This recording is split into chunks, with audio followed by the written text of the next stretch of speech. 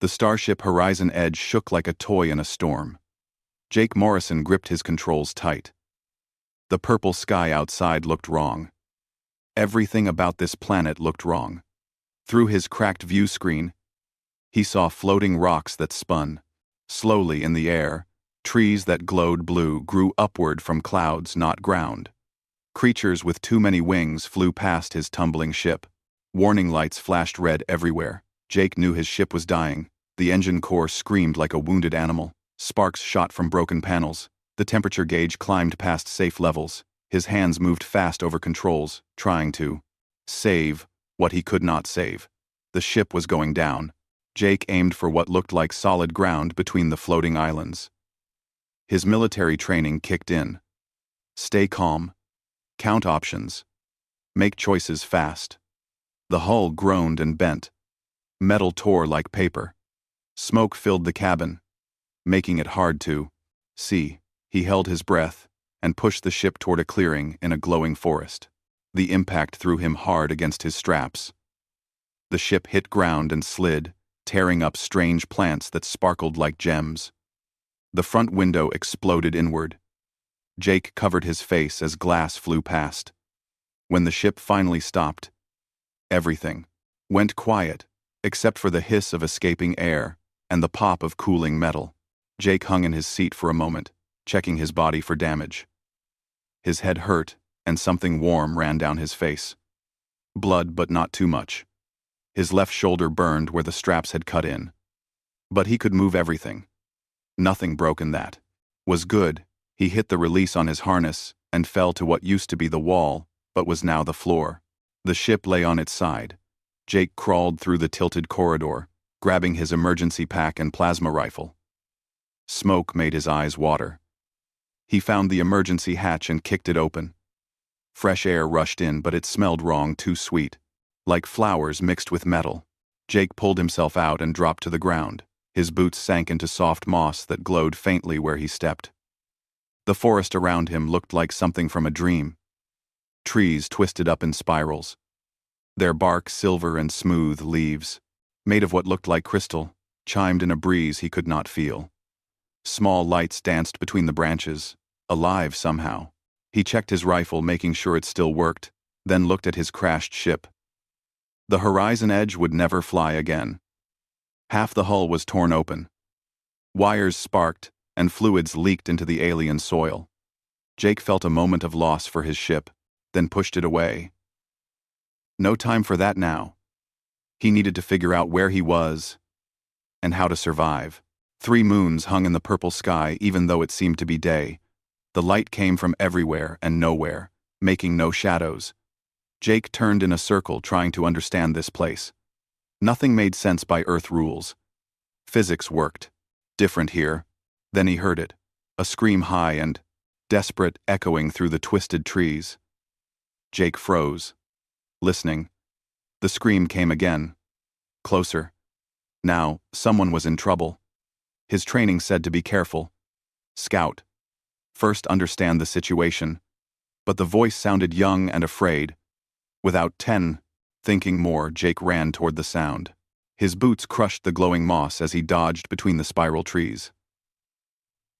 The screams grew louder, mixed now with other sounds like breaking glass and thunder. A bright flash lit up the forest ahead. Jake slowed, approaching.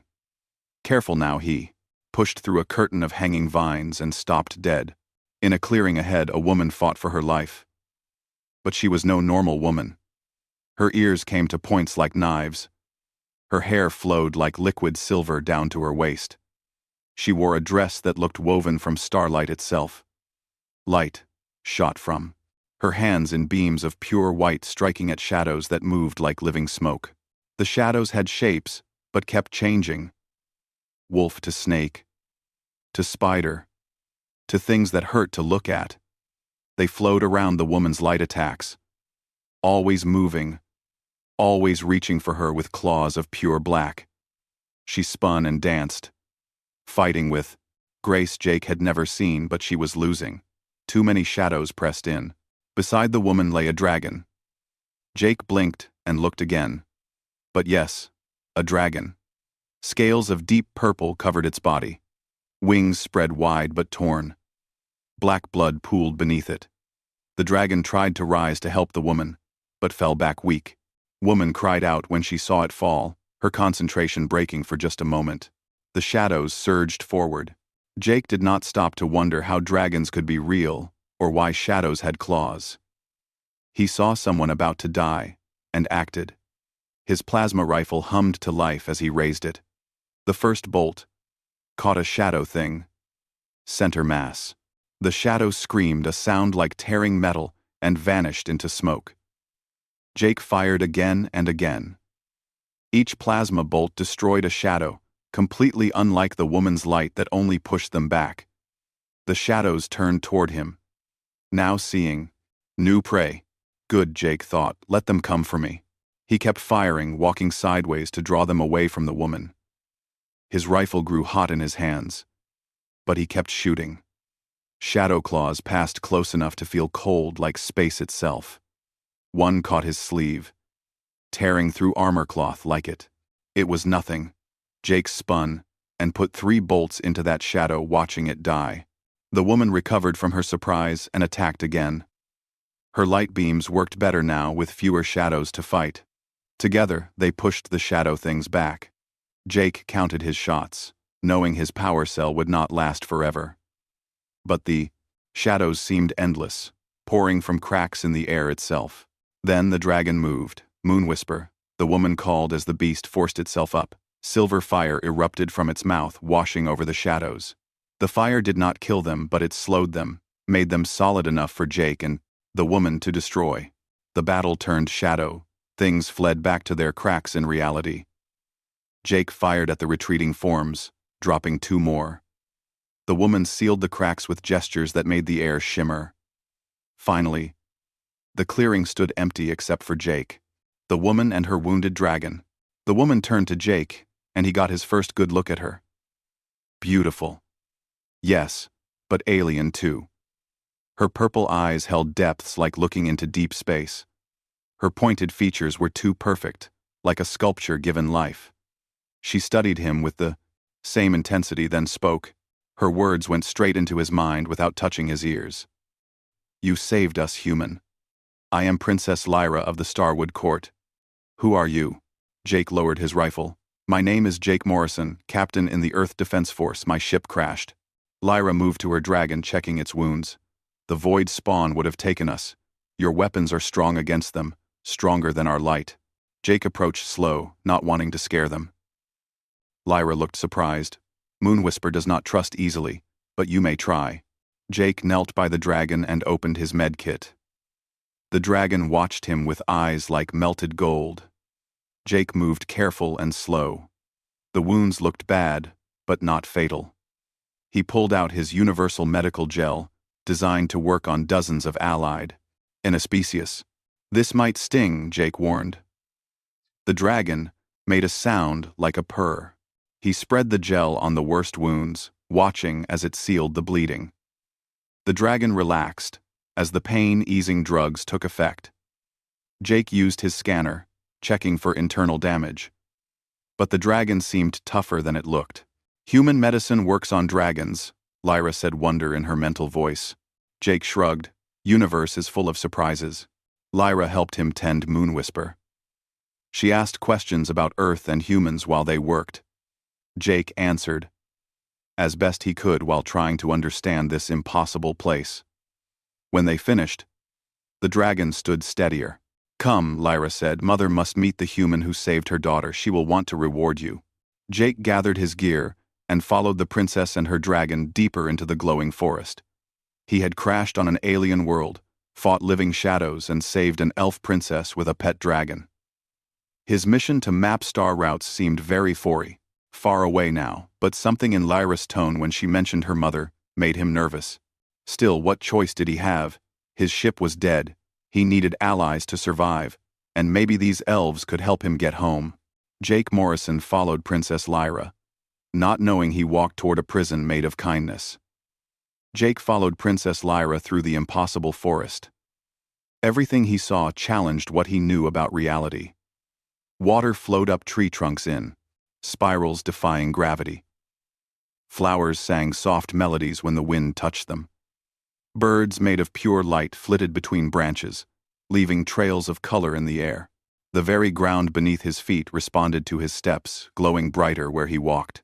Moonwhisper limped beside them, stronger now but still weak. The dragon kept looking at Jake with those golden eyes, like it was trying to figure him out. Jake had treated wounded soldiers before, but never a dragon. The fact that his medical supplies worked on the creature still amazed him. "Tell me about these void spawn," Jake asked as they walked. "What are they?" Lyra glanced back at him, her silver hair catching light that came from nowhere. "They are not from our reality. They come from the spaces between worlds. The void where nothing should exist. Our people have fought them for longer than your species has existed." "How long is that?" Jake wondered. "We measure time differently than humans," Lyra said, hearing his thought somehow. "But to use your terms, we have battled them for over 10,000 years. Jake nearly tripped over a root that moved out of his way at the last second. 10,000 years of war. He could not imagine it. Earth had only been fighting in space for 50 years. The forest began to change as they traveled deeper. Trees grew larger, their trunks wide as buildings. The spiral patterns in their bark seemed to move when Jake was not looking directly at them. Structures appeared between the trees at first. Jake thought they were more plants, but then he realized they were buildings grown from living wood. Other elves appeared watching from doorways and bridges that connected the tree buildings. They looked like Lyra, with the same pointed ears and two perfect features. But their clothes ranged from simple robes to armor that seemed made of solid light. Children peeked out from behind their parents, staring at Jake like he was the strangest thing they had ever seen. He probably was. "A human, Lyra," the voices whispered in his mind. "You bring a human here." "The princess saved her daughter," one voice said louder than the rest. With respect, Jake kept walking, trying not to stare back at the elves. They moved different than humans, too fluid like dancers, even when just walking. Their eyes held that same ancient depth as Lyra's. Some nodded to him. Others turned away. He could not read their alien faces well enough to know what they thought. The path opened into a vast clearing, and Jake stopped breathing for a moment. A single tree rose before him, massive beyond belief. Its trunk stretched up, until it vanished into clouds that glowed with their own light. This was not just a tree. It was a mountain of living wood, the palace Lyra had mentioned. "The Heartwood tree," Lyra said, pride in her mental voice. "Home of the Starwood court for 50 generations. Doors taller than any Jake had seen swung open without anyone touching them. Guards in armor that looked like woven moonlight stood at attention. They carried spears that hummed with energy. Jake could feel the power radiating from them, making his skin tingle. The guards bowed to Lyra, but watched Jake with suspicious eyes. He kept his rifle pointed down, trying to look non-threatening. One guard stepped forward, speaking in that same mind voice. "Princess the Queen awaits. She knows of the attack." Lyra nodded and led Jake inside. The palace interior took his breath away. Everything was carved from the living wood of the great tree, but covered in patterns that moved and shifted. Lights like tiny stars floated near the ceiling, casting shadows that did not match the things that made them. The air smelled of flowers and rain and something else, something that made Jake think of home, though he could not say why. They climbed stairs that spiraled up following the natural grain of the wood. Elf nobles passed them, dressed in clothes that seemed made of light and shadow. Some spoke to Lyra in their mind language, but Jake could not understand when they did not direct thoughts at him. He caught fragments, though, worry about the void. Spawn. Growing bolder questions about the human with the princess. Moonwhisper could not climb the stairs, so Lyra spoke to some guards who led the dragon away to be tended. Jake wanted to protest. Splitting up seemed unwise, but Lyra touched his arm, her fingers cool through his torn sleeve. "Moonwhisper will be safe. She needs rest and proper healing. Your medicine helped, but dragon wounds require special care." They kept climbing, Jake lost count of the levels they passed. Each one showed glimpses of impossible rooms, libraries where books floated and read themselves, gardens growing inside without sunlight, pools of water that reflected different skies. Finally, they reached a pair of doors, carved with scenes of elves fighting shadow creatures. "The throne room," Lyra said. "Take care with your words, Mother can be difficult." The doors opened, and Jake stepped into a space that defied understanding. The ceiling showed the night sky, but not just a painting. The actual sky with stars that moved and moons that turned. Walls made of woven branches, held back nothing yet. Everything. The room was inside and outside at once. In the center grew a throne carved from the heartwood itself, glowing with soft golden light. Queen Celestine sat upon that throne, and Jake understood why Lyra had warned him. The queen was beautiful in the way a storm is beautiful, terrible and magnificent and dangerous all at once. Her hair fell like a waterfall of starlight to the floor. Her dress seemed cut from the night sky itself, complete with slowly moving constellations. Her eyes held the weight of eons as she studied Jake, looking at her hurt, like staring into the sun. If the sun could stare back and judge you. Jake had met generals and admirals, but never felt power like this. The queen did not rule through fear or strength. She simply was authority itself made into living form. Daughter Celestine spoke without moving her lips, her voice filling a throne room like music. You return wounded with a human at your side. Mother, Jake saved my life. The void spawn ambushed us at the Crystal Falls. Without him, I would be lost. Moonwhisper too would have fallen. The queen rose from her throne and descended the steps. Each movement flowed perfect and precise. She circled Jake, studying him from every angle. He stood still, feeling like a specimen under a microscope. Her presence pressed against his mind, not reading his thoughts, but testing his walls. You killed Void Spawn. The queen said it was not a question. Your primitive weapons destroyed what our light magic merely banishes. How? I do not know, Your Majesty. Jake kept his voice steady. Plasma bolts should not be special. But they worked. Celestine reached out, one finger touching the tear in his sleeve, where shadow claws had caught him. You were wounded, defending my daughter. A scratch, Jake said. Nothing serious. The queen smiled, but it was not a warm expression. Humans, such fragile creatures. A scratch to you could kill you in days without treatment, yet you fought anyway. Jake said nothing. He had done what needed doing, that was all. Tell me, human. Celestine returned to her throne. What brought you to our world? My ship crashed, Jake explained. I was mapping new jump routes for Earth, when something pulled me off course. I came out of hyperspace in your atmosphere. My ship could not handle the stress. The queen waved a hand, and the air shimmered, showing an image of Jake's crashed ship. Elves already examined it, taking readings with tools that looked like crystallized light. Your technology is crude, Celestine said, but effective in its crudeness. You build things to break and be replaced. We build things to last forever. Different philosophies from different lifespans. Mother Lyra interrupted. He saved me. We owe him. Yes, the queen looked at her daughter, then back to Jake. The debt of blood is sacred among our people. You shed your blood defending the royal line. This must be repaid. Jake relaxed slightly. Maybe they would help him repair his ship or find a way home. You will stay here as our honored guest, Queen Celestine announced. Forever. The word hit Jake like a physical blow, forever. He must have spoken aloud because the queen continued. Your life would be short and brutal in your human world. Here, you will want for nothing. Every comfort, every pleasure will be yours. You will live in luxury beyond what your species can. Imagine. I have a duty, Jake said carefully. My mission, my people. Your people believe you dead, Celestine waved her hand again, showing the wreckage. No distress signal escaped our world. They will mourn and move on. I need to go home. Jake tried again. But you are home now. The queen smiled, that cold smile again. Guards show our guest to his quarters.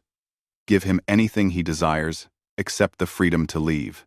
Guards appeared at Jake's elbows, their grip, polite but firm, he looked at Lyra, who would not meet his eyes.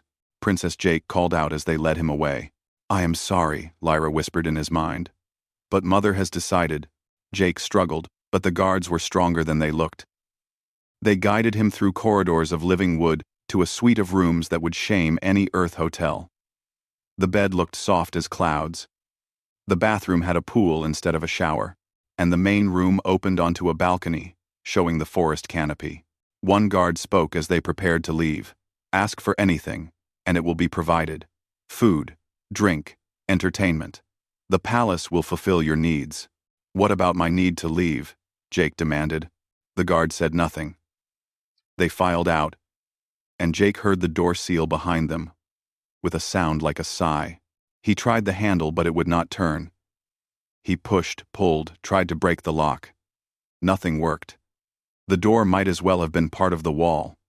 The windows were the same, open to let in air, but Jake could not pass through them. Some invisible barrier stopped him. Jake Morrison, captain in the Earth Defense Force, winner of the Bronze Star for valor, was now a prisoner in a golden cage. He walked onto the balcony and stared out at the alien forest. 3 moons hung in a purple sky, mocking him with their strangeness. Somewhere beyond those moons, Earth spun on, unaware that one of its sons was trapped in a fairy tale. Jake gripped the railing hard enough to hurt. He had saved a princess and doomed himself. This was not how hero stories were supposed to end. As night fell over the elf kingdom, Jake began to plan. Because he was human, and humans never stopped fighting, even when the prison was paradise itself. The queen thought she was being kind, keeping him safe like a pet. She would learn humans made poor pets. Jake went back inside and started examining everything in his rooms, looking for weakness, for opportunity, for hope. The debt of blood had been paid, but the price was his freedom. That was a debt Jake Morrison would not accept. Days blurred together in the palace prison. Jake tried to count them at first, making marks on paper, but time moved strange here. Sometimes the moons crossed the sky too fast. Sometimes they hung still for what felt like hours. The elves lived by different rhythms than humans, and the palace enforced those rhythms on him. His rooms gave him everything but freedom. Food appeared whenever he felt hungry. Always perfect. Always exactly what he craved. Without him speaking, clothes materialized, clean and mended when he woke. Books in English filled the shelves when he wished for something to read. The temperature stayed ideal. The bed adjusted to his body like it was alive. It was driving him insane. Jake tried everything to escape. He examined every inch of the walls, looking for secret doors. He tested the windows again and again, but the invisible barrier held firm. He attempted to break furniture to make tools, but the wood healed itself when damaged. Even his plasma rifle had vanished, taken while he slept that first night. The door opened only for servants who brought things he had not asked for but somehow needed. They smiled and bowed, but would not speak to him. When he tried to follow them out, the door became solid wall until they passed. On the 7th day, or what Jake thought was the 7th day, Princess Lyra visited. She appeared at his door looking guilty and sad. "May I enter?" Jake wanted to refuse, but loneliness won. "Come in."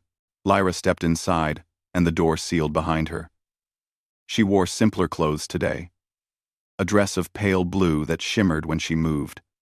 Her silver hair was braided with tiny lights that might have been alive. "I am sorry," Lyra said without preamble. "I argued with Mother, but she will not change her mind." "Why?" Jake asked, sitting on a chair that shaped itself to support him perfectly.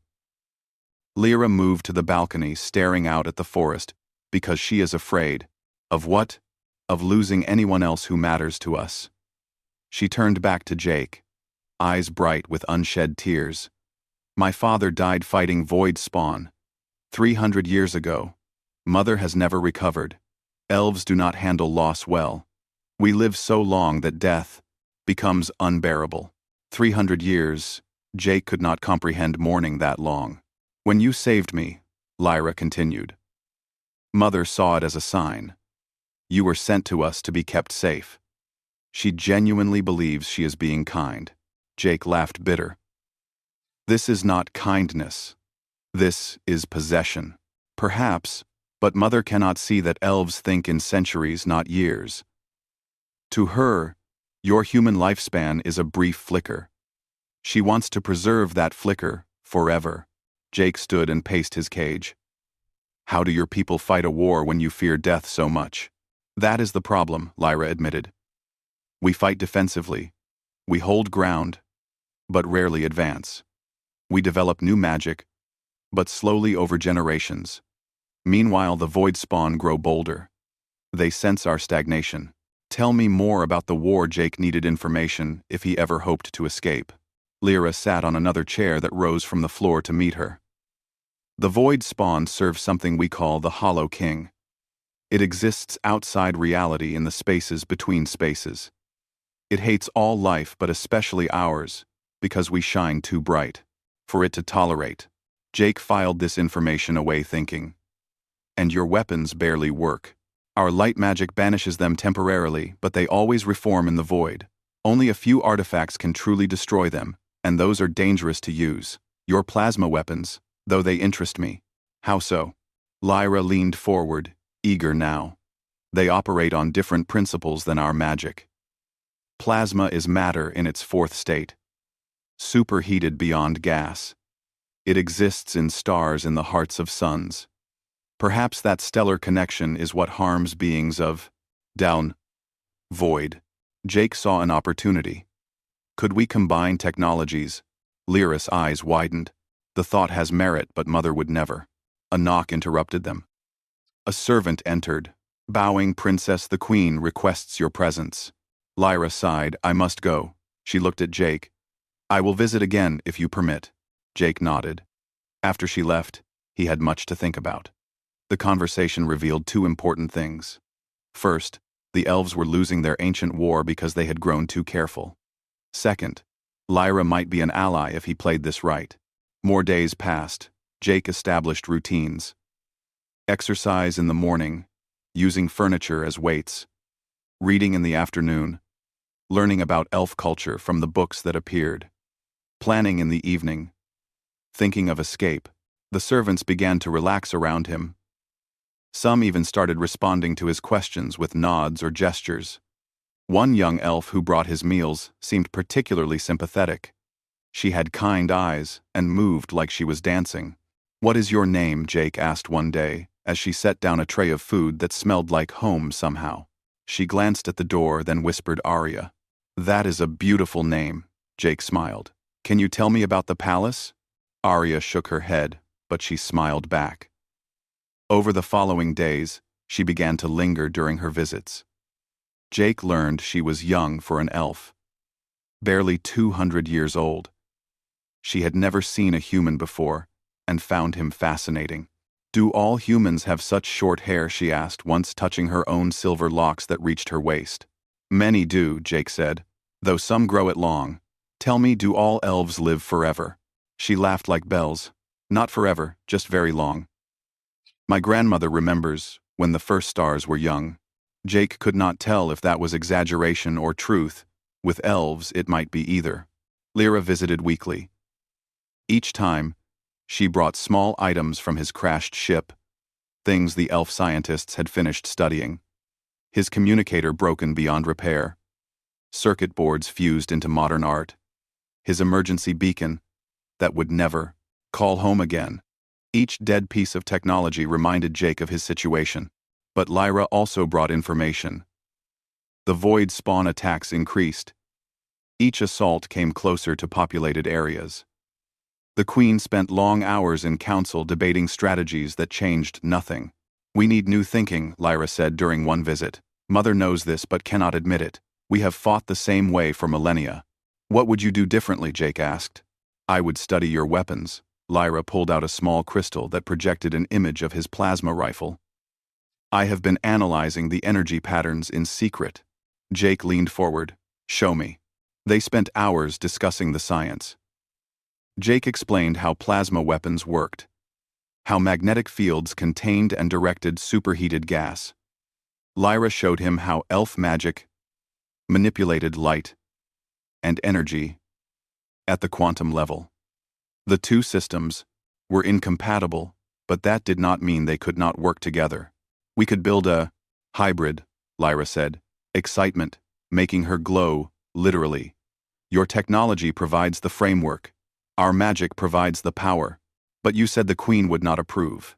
Lyra bit her lip. What mother does not know cannot upset her. Jake felt hope for the first time in weeks.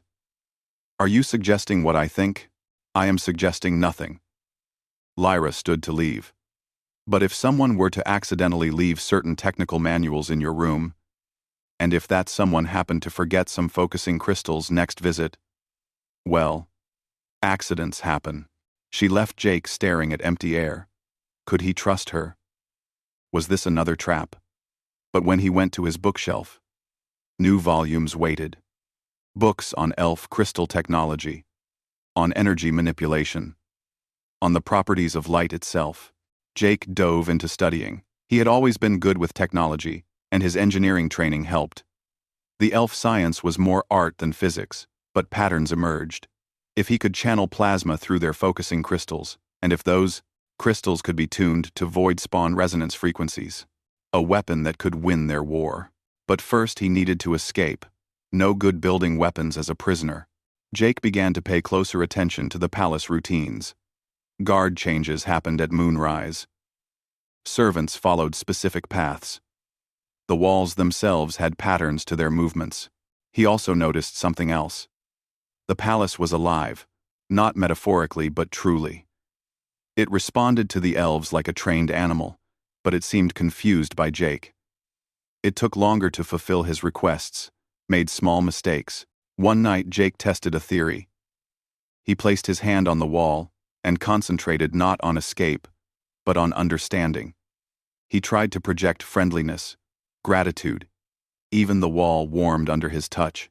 "Hello," Jake whispered, feeling foolish. The wall rippled. Patterns in the wood shifted, forming shapes that almost looked like a face. "You are alive," Jake said.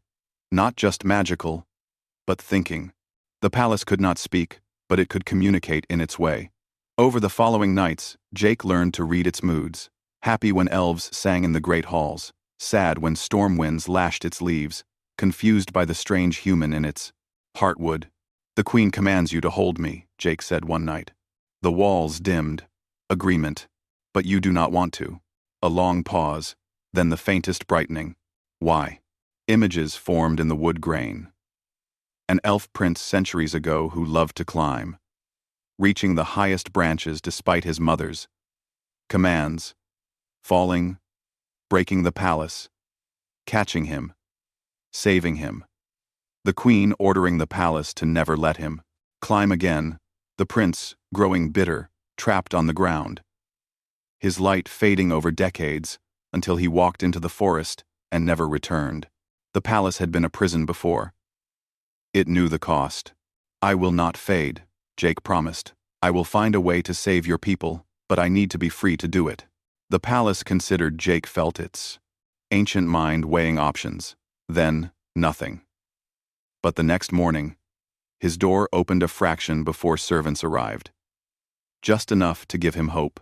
The game had changed. Jake was no longer alone in his cage.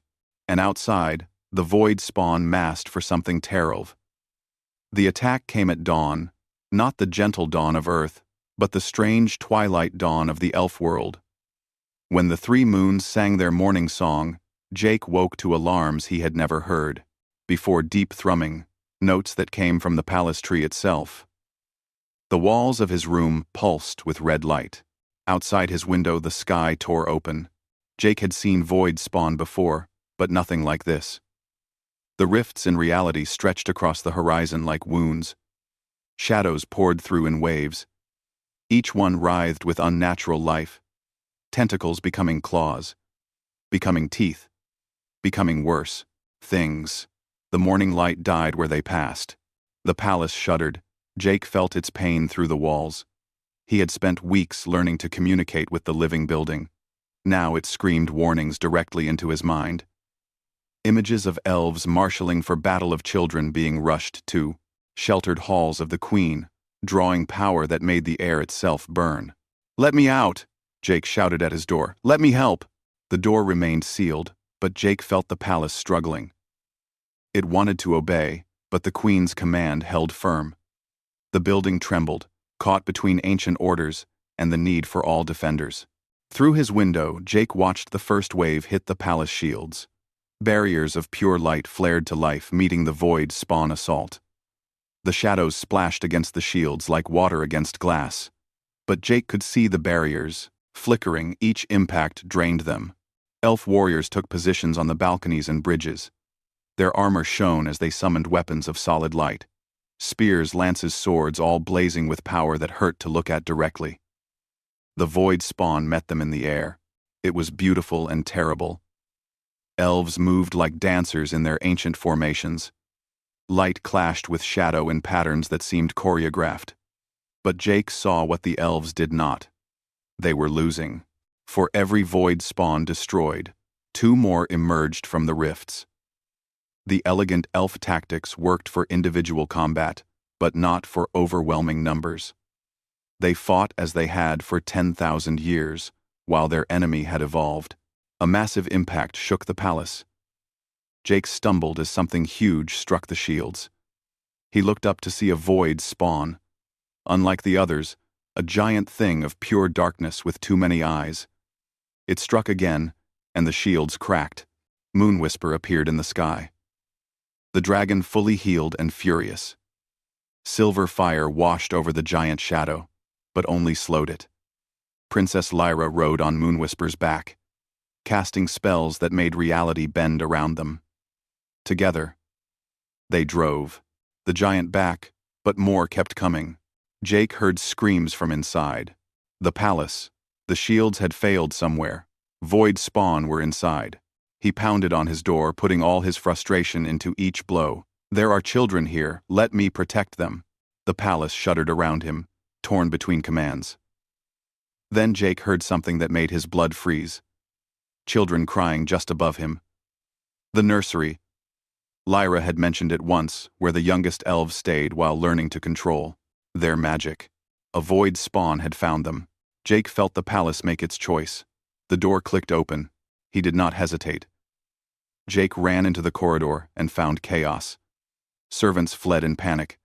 Guards rushed past, heading for breach points. The beautiful walls showed burn marks, where void spawn had touched them. Jake grabbed a guard. "Where is the nursery?" The guard tried to shake him off, but Jake held firm. "Where he demanded." "Third-level spiral stairs, east wing," the guard said, then pulled free and ran. Jake ran the other way. He found the stairs and climbed 3 at a time. The crying grew louder, mixed now with an adult's voice, trying to sing courage into frightened children. The nursery door hung broken. Jake burst through and found a nightmare. 6 elf children huddled in a corner, ages that might be anywhere from 5 to 50 in human years. A young elf woman stood between them and a void spawn that filled half the room. The creature had too many mouths. All of them grinning. The woman held a barrier of light, but Jake could see her shaking. The children fed her power, their small hands glowing, but it was not enough. The void spawn pressed closer. Jake had no weapon, but he had knowledge. He grabbed a metal candlestick from a table and charged. The void spawn turned, surprised. A mouth opened to swallow him. Jake dove under the bite and jammed the candlestick into what might have been the creature's center. The metal conducted the elf's light magic through its body. The void spawn shrieked and pulled back. "More light," Jake yelled at the woman. "Everything you have." She poured power into her barrier. Jake grabbed more metal objects and threw them at the creature. Each one that touched both the barrier and the shadow created a connection. The void spawn could not understand why the light suddenly burned. Inside it, with a final shriek, it fled through the broken door. Jake sagged against the wall, breathing hard. The woman stared at him. "You are the human. Jake Morrison at your service. Are the children safe?" She checked each child with gentle touches. They seem unharmed, just frightened. More screams echoed through the palace. Jake looked at the woman. "What's your name?" "Mira," she said. "I teach the young ones. Can you get them to the deep shelters?" Yes, but what will you do? Jake smiled, grim. I'm going to find some weapons. He left them and ran deeper into the palace, following the sounds of battle. He found fallen guards and took their weapons, but the elf spears felt wrong in his hands too, light too reliant on their wielder's magic. Then Jake remembered Lyra's visits, the focusing crystals she had been bringing him. They were still in his room. Oh, sighed. And the bruise. He fought his way back, dodging void spawn and helping elves where he could. His room's door stood open, and inside, he found the crystals right where he had hidden them. 7 perfect gems, each one humming with potential. Jake also found his toolkit, the one Lyra had returned. It was supposed to be broken, but Jake knew better. He had repaired it in secret using knowledge gained from the elf books. Working fast, he built the weapon they had only theorized. A fusion of human engineering and elf magic. The frame came from a broken elf spear. The power source was 3 crystals in series. The focusing array used principles from his plasma. Rifle, recreated in crystal and light. It was ugly. It was impossible. It should not work. Jake powered it on, and the weapon hummed like an angry star. He ran back to the battle. The palace entry hall had become a war zone. Void spawn poured through massive doors that could no longer close. Elf guards fought in desperate knots, their perfect formations shattered. Jake raised his hybrid weapon and fired. A bolt of solid light and plasma crashed into a void spawn. The creature did not fade or flee. It died truly, its shadow form burning away to nothing. The elves nearest him stared in shock. "Form up on me," Jake shouted using his command voice. "Focus, fire on single targets." Some guards listened, forming a line beside him. Jake showed them how to concentrate attacks, how to cover each other while reloading. Simple tactics that human soldiers learned in basic training. They pushed forward, retaking the entry hall step by step. Jake's weapon sang its impossible song, turning shadow into ash. More elves joined them, abandoning their ancient formations for human pragmatism. Princess Lyra appeared beside him, bleeding silver blood from a dozen cuts. "You escaped. Your palace let me out." Jake fired again, dropping 2 shadows that tried to flank them. "We need more weapons like this." Lyra studied his hybrid creation, and understanding dawned. "The armory," she said. "Follow me."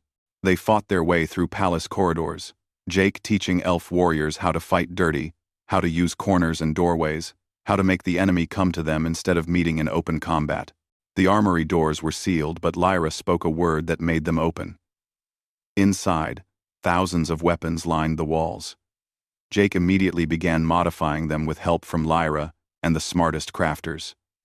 They worked desperate fast as the palace shook from continued assault. 20 weapons, 25, 50. Each one ugly and wrong by elf standards, each one deadly to void spawn. Armed guards spread through the palace, carrying the new weapons and human tactics. The tide began to turn. Void spawn that had pressed deep into the palace found themselves facing organized resistance that actually killed them. Jake led a squad to the throne room where Queen Celestine stood alone. Her power was terrible to behold. Light poured from her in waves that turned void spawn to mist. But even she grew tired. Her perfect features showed strain. Jake did not ask permission. He handed her a hybrid weapon. "Your Majesty, try this."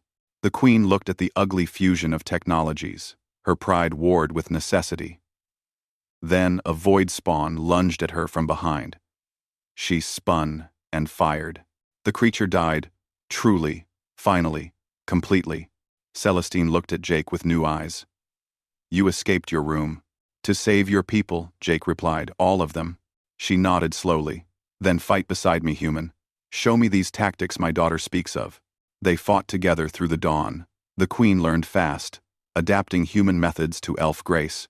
Jake organized the defense, turning elegant warriors into efficient killers. As the sun reached its peak, the void spawn began to retreat. They fled back to their rifts, leaving shadows of their dead, truly dead, for the first time. The rifts began to close.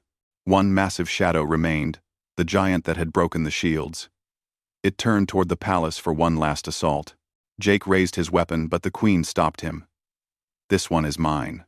She took the hybrid weapon and added her own power to it. Light and plasma merged with royal magic, creating something new. A star was born in her hands, and she threw it. The giant shadow met the star and lost. When the light faded, nothing remained of the creature.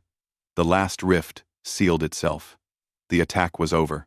Jake stood in the throne room, surrounded by wounded elves. His makeshift weapon sparked and died in his hands. Finally overwhelmed, guards and nobles stared at him, at the queen, at the hybrid weapons that had saved them. Outside the palace, Moon Whisper roared in victory. The throne room looked different in the aftermath of battle. Scorch marks scarred the living wood walls. Silver blood stained the floor where elves had fallen and risen again to fight. Perfect beauty was gone, replaced by something more real, more honest. Jake sat on the floor exhausted. His hands shook from adrenaline crash. Around him, elf healers moved among the wounded. Their magic worked better on their own kind than his field medicine. But Jake had taught them triage, how to prioritize who to save first when everyone was dying. Queen Celestine stood near her throne but did not sit. She looked smaller somehow. The terrible beauty remained, but tempered now, with something almost human. Vulnerability. Wounded elves filled the throne room, but also something else. Respect. Every eye that turned to Jake held it. These ancient beings who had lived for millennia looked at the human, who had taught them to fight like mortals and win. Princess Lyra knelt beside Jake. Her silver hair was dark with blood, but her wounds had healed. "You saved us all." Jake shook his head. "We saved each other." A young elf warrior approached, nervous. "My lord," he said to Jake, bowing. The nursery children wished to thank their protector. Jake started to say he was no lord, but Lyra stopped him with a touch. "Let them show gratitude their way." Mira entered, leading 6 small elves by the hands. They approached Jake with wide eyes, and each one touched his hand, whispering words in their language he did not understand, but felt. Their touch was warm, like sunlight. "Thank you," one said in accented English, the youngest brave enough to try his language. Jake smiled at her. "You are very welcome. Stay brave, little one." The children returned to Mira, who bowed deep to Jake before leading them away.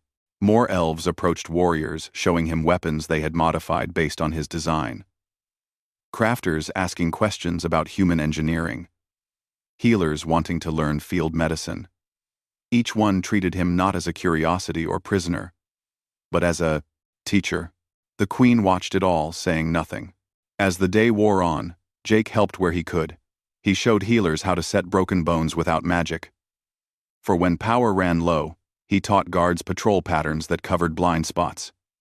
He worked with crafters to improve the hybrid weapons, making them less ugly, more efficient. Arya found him in the armory, adjusting a focusing crystal. She carried a tray of food, and her eyes shone with something like hero worship. "You need to eat," she said, setting down the tray. Jake realized he was starving. When had he last eaten? Yesterday. Before the attack, he sat and ate while Arya watched. "You were not afraid," she said. "You are mortal and fragile, but you fought the void spawn without fear." "I was terrified," Jake admitted between bites. "But fear is just information. It tells you there is danger. Being brave means acting despite fear, not without it." Arya considered this. Such a human thought. We elves try to avoid fear entirely. "And that is why you were losing," Jake said gently. "When you live forever, you forget that some things are worth dying for." "What would you die for?" Arya asked. Jake thought of Earth, of his fellow humans spreading across the stars. "My people, my family, the chance for others to live free. Even if you only get decades instead of millennia." Especially then, Jake finished his meal. "Time has value because it ends. We burn bright because we burn brief." Lyra appeared in the doorway. "Mother wishes to speak with you." Jake followed the princess back to the throne room. Most of the wounded had been moved to healing halls. Only the queen remained with a few advisors. "Leave us," Celestine commanded. The advisors filed out. Lyra started to go, but her mother stopped her. "You stay, daughter. This concerns you as well." When they were alone, Celestine descended from her throne and approached Jake. For the first time, she moved like someone tired. "I have lived for 8,000 years," she said. "I have ruled for 3,000. I thought I had seen everything, learned everything. That mortals were brief candles, not worth watching." Jake said nothing, waiting. "You escaped," she continued. "A prison I thought perfect failed because it was built for elves, not humans. You fought with crude weapons and cruder tactics. Yet you won, where we failed." "Not crude," Jake said carefully. "Different. Adapted for different needs." Celestine smiled, and it reached her eyes this time. "Yes. Different. I see that now. We have grown stagnant in our perfection. Afraid. In our immortality. You showed us another way." The queen gestured, and the air shimmered. A familiar shape appeared. Jake's plasma rifle restored and improved. "I believe this is yours." Jake took the weapon, feeling its weight. The elves had enhanced it somehow. The metal felt warm, alive. "You are no longer a prisoner," Celestine said formally. "You may leave when you wish with our gratitude and alliance." Jake felt a weight lift from his chest. Freedom. But looking at Lyra, at the palace that had learned to trust him, at the people who needed what he could teach, he also felt torn. "However," Celestine continued, "I would ask you to consider another option." "What option?" "Become one of us. We have the power to extend your life indefinitely. You would not be immortal as we are, but you would have centuries instead of decades. Time to truly help us prepare for the final war." Jake looked at his hands, imagining them never aging. "And give up being human." "You would gain so much more," Lyra said quickly. "Knowledge, power, time to explore the universe." "But I would lose the thing that let me save you," Jake replied gently. "My mortality." Celestine nodded, understanding. "Then I offer a third path. Stay for a time as our advisor. Help us prepare. Teach us to think like mortals, to fight like those who know death. When you feel your work is done, return to your people." "How long?" Jake asked. "As long as you choose," she said. "A year, a decade more. We will not hold you against your will again." Jake thought of Earth, wondering if they had given him up for dead. He thought of his mission to map new routes. That seemed so small now compared to an alliance with the elves. He thought of the Hollow King still out there in the void, growing stronger. "I will make you a deal," Jake said. 10 years I will stay and teach. 10 years to help you build weapons that can kill void. Spawn truly. To train your warriors in mortal tactics. To prepare for the war we both know is coming. And then I go home to bring our peoples together. This war will come to Earth too. Humanity needs to know to prepare. The elves and humans together might stand a chance." Lyra clapped her hands. "You would be a bridge between our kinds." Celestine considered. Long moments passed in the ancient throne room. Then she spoke. 10 years by human count. You will have full freedom of the palace and lands. You may teach any who wish to learn. We will share our knowledge as you share yours." Jake stepped forward and offered his hand. A human gesture. Celestine looked at it, curious, then took it. Her grip was cool but strong. "When the 10 years end," she added, "I will ensure you have a ship to return home and an ambassador to go with you." Jake glanced at Lyra, who smiled bright. The princess would make a good ambassador. "One more thing," Jake said, still holding the queen's hand. "Yes. The children in the nursery. They need to learn both ways of fighting elf and human. Let me teach them too." Celestine squeezed his hand before releasing it. "You think like a parent already, very well." Jake Morrison, human soldier, explorer, and now teacher, stood in the throne room of beings older than human civilization. He had crashed here by accident, but perhaps nothing was truly accident. Outside the palace, Moonwhisper landed heavy on a balcony. The dragon looked through the windows directly at Jake and huffed approval. I should check on Moonwhisper, Jake said. The healing worked, but dragon biology is fascinating. Before you go, Celestine said one last thing. You taught us today that different does not mean wrong, that mortality brings its own strength. I will not forget. Jake bowed, not like an elf, but like a soldier, showing respect to a worthy commander. Then, he went to tend a dragon and plan a future. 10 years to change 2 civilizations.